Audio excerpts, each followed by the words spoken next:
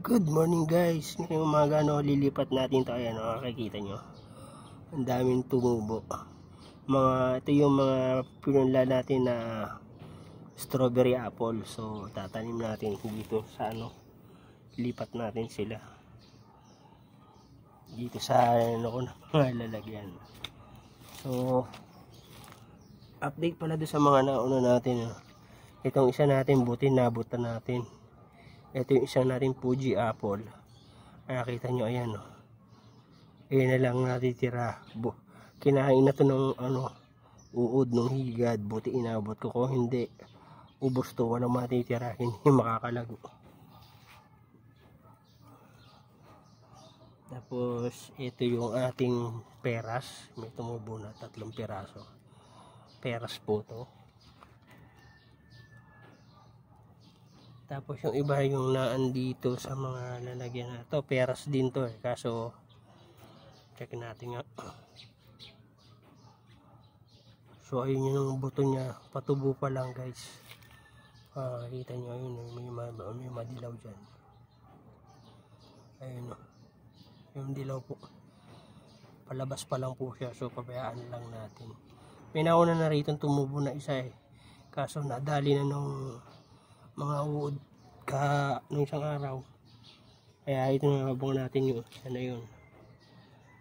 Tapos dito sa mga to hindi pa natubo yung una natin nilagay na mga strawberry apple, so dito maglalagay din tayo. So yun, mas maganda to, mas mahahaba na yung nila.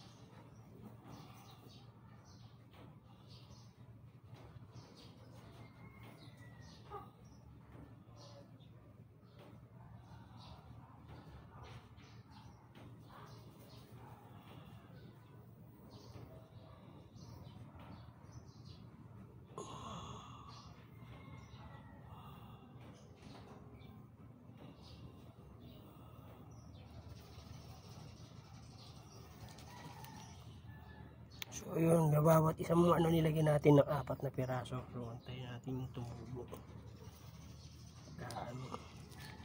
Tapos pagka medyo ganito na sila kalalaki, tsaka natin ipag-ihiwa-hiwalayin para sure tayo na talagang